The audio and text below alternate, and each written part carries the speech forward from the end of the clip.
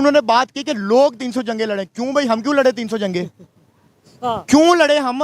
भाई जब इख्तियारात तुम्हारे पास है, ओहदे तुम्हारे पास है, पहले नंबर पे तो मुझे ये बताओ कि तुम्हें मैंडेट किसने दिया कि तुम ये जाके स्टेटमेंट दे रहे हो कि हम 300 जंगे लड़ेंगे? केयर टेकर प्राइम मिनिस्टर का ये काम ही नहीं है कि वो जाके जंगों में जाके स्टेटमेंट दे और कहे कि हमने इतनी जंगे करनी है और इतनी नहीं करनी। आपका काम इलेक्शन करवाना है, आप इलेक्शन करवाएं जो कि आपसे नहीं हो रहे।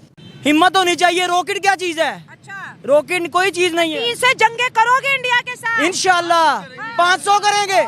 भाई की बात बिल्कुल ठीक है। सारी जिंदगी लड़ेंगे इनके साथ, कश्मीर को लेके रहेंगे। कश्मीर को लेके इनके इंडिया कुफर अमेरिका चीन जितने भी कुफर हैं बेईमान हैं, इनकी औकात फौजियों के भला क्या है? ये टैंकों में पैम्पर बांध के बैठते हैं। 300 जंगे तो बात की बात है। हमारे जो साबिक आर्मी चीफ है ना, उन्होंने मीडिया के सामने ये बयान दिया कि हमारे तो टैंकों में तेल ही कोई नहीं है। अब मुझे ये बताएं कि जब हमारा आर्मी चीफ हमें ये कहे कि हमारे तो टैंक ही रंग खा चुके हैं, उनमें तो तेल ही नहीं है, तो हम उसके बारे में क्या कह सकते हैं? ये जो निगरान वज़ीर आज़म आए हैं, पहले तो इनसे ये पूछा जाए कि सबसे पहले तो रूल ऑफ लॉ होता है ना मुल्क के अंदर। जब मुल्क के अंदर कानून ही नहीं होगा, आपकी आवाम जो है वो इंसाफ के लिए तरसेगी, तो जंगे तो बाद की बात है ना। जिस मुल्क के पास अपने इलेक्शन करवाने का बजट नहीं है, वो मुल्क का जो केयर टेकर प्राइम मिनिस्टर है, वो ये डिमांड कर रहा है कि हम 300 जंगे लोग लड़े। क्यों? वो भी इंडिया के साथ जो दुनिया की 5वीं बड़ी इकॉनमी है। अब कुछ लोग ये कहेंगे भाई जंगे जो सी हैं वो इकॉनमी से नहीं जज्बे से लड़ी जाती हैं, तो फिर शायद इसका फिर ये मतलब ओ भाई जज्बे से लड़ी जाती हैं। ये जो लोग मिसालें देते हैं पुराने जमानों की, मेरे भाई अगर वहां से एक बंदा तलवार लेके निकलता था, यहाँ से भी एक बंदा तलवार लेके निकलता था, दोनों के पास असला एक तरह का होता था। अब यहाँ से आप तलवार लेके निकला, 100 बंदे भी, एक बंदा उधर खड़ा हो जाए क्लैशनकोव वाला, तो वो 100 को मार देगा। लोग कश्मीर क्यों लें? 4 जंगे की थी, चारों में पाकिस्तान को ही नुकसान हुआ था। हम लोगों ने उनका कश्मीर लेके पाकिस्तान का हिस्सा बना के क्या उनको भी भूखा मारना है? नमस्कार, जय हिंद, वंदे मातरम। दोस्तों मैं हूं सचिन चौधरी और आप देख रहे हैं हिंदुस्तान टॉक्स। तो दोस्तों आप सभी लोगों को पता है कि इंडियन सुप्रीम कोर्ट ने धारा 370 को पूरी तरीके से खारिज कर दिया है।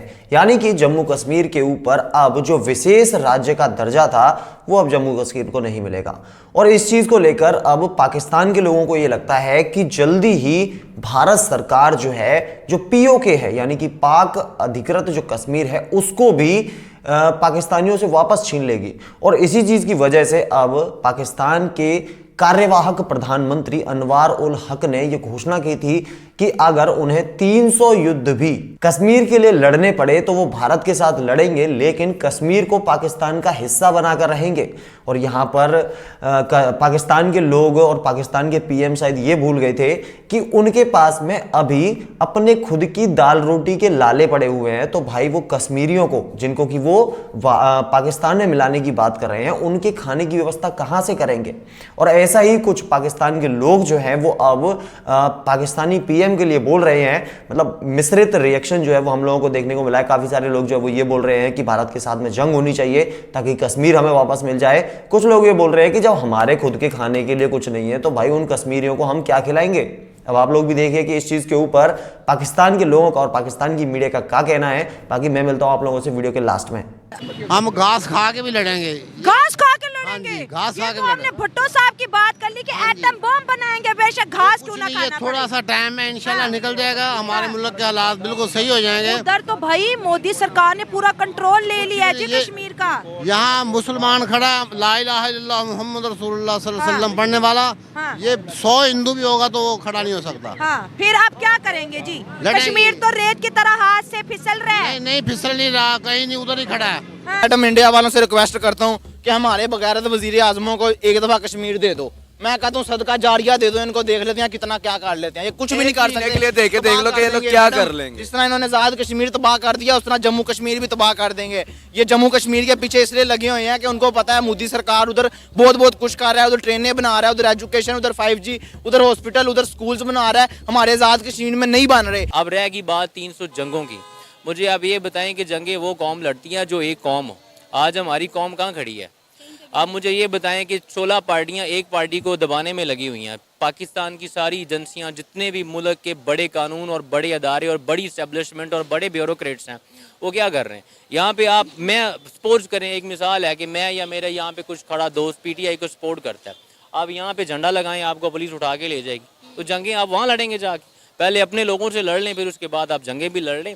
ये सारी बयानबाजी और कहने की बातें हैं। पहले के ऊपर सबसे पहले तो आप इंटीरियर मामला अपने ठीक करें ना। जनूबी पंजाब में कच्चे के डाकू, जनूबी पंजाब में आप कच्चे के डाकू ने आपको वक्त पाई रखा है, छोटू गैंग ने आपको वक्त पाई रखा है।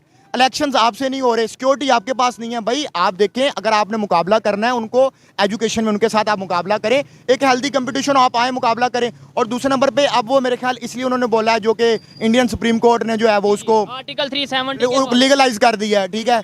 तो यार देखिए वो उनका अपना एक इंटीरियर मसला। और दूसरे नंबर पे आप जब किसी को कहते हैं कि हम ये कश्मीर छुड़वाना, कश्मीर बनेगा पाकिस्तान, बनाएं जी।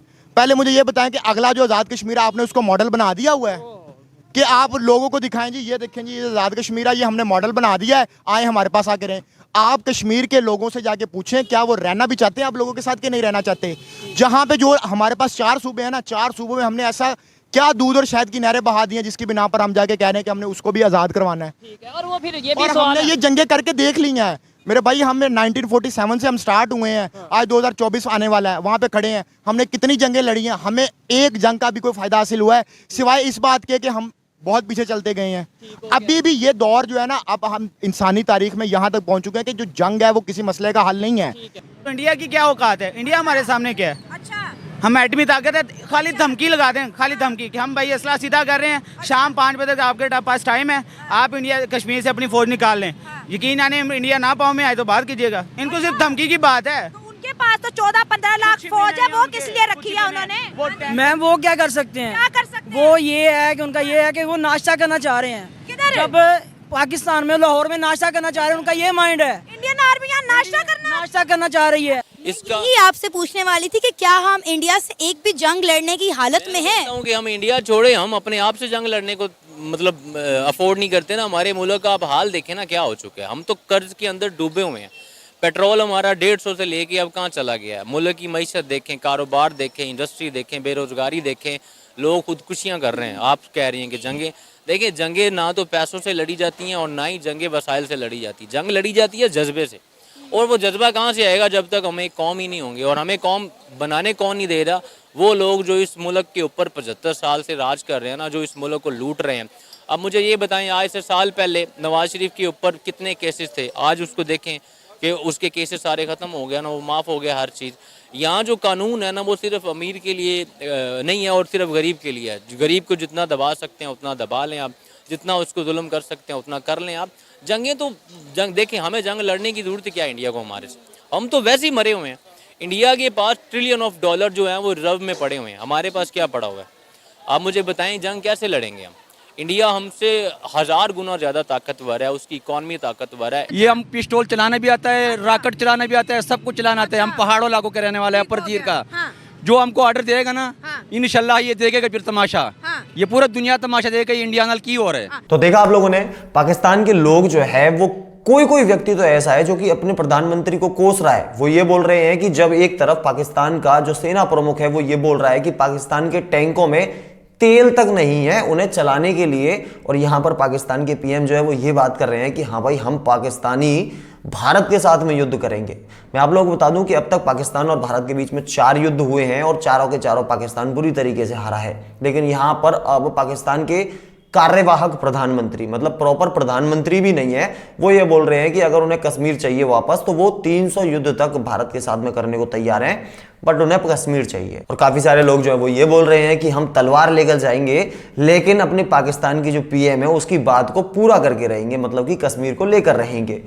अब भाई पाकिस्तानियों की सोच को मैं ऐसे हाथ जोड़कर सलाम करना चाहूँगा, क्योंकि उनके खुद के पास में पैसे नहीं है, खुद के खाने के लाले पड़े हुए हैं, लेकिन ख्वाब देख रहे हैं जन्नत, धरती की जन्नत जिस कश्मीर को हम कहते हैं उसके। अब आप लोगों का इन पाकिस्तानी नमूनों के बारे में क्या कहना है कमेंट सेक्शन में जरूर से बताना। और हाँ भाई, कुछ ही सब्सक्राइबर बचे हैं, 1000 सब्सक्राइबर पूरे होने वाले हैं, तो चैनल को जरूर से सब्सक्राइब कर लेना, नोटिफिकेशन कॉल पर जरूर से सिलेक्ट कर लेना। चल मिलते हैं एक और नई वीडियो में और भी इंटरेस्टिंग अपडेट के साथ, तब तक के लिए take care and have a good time.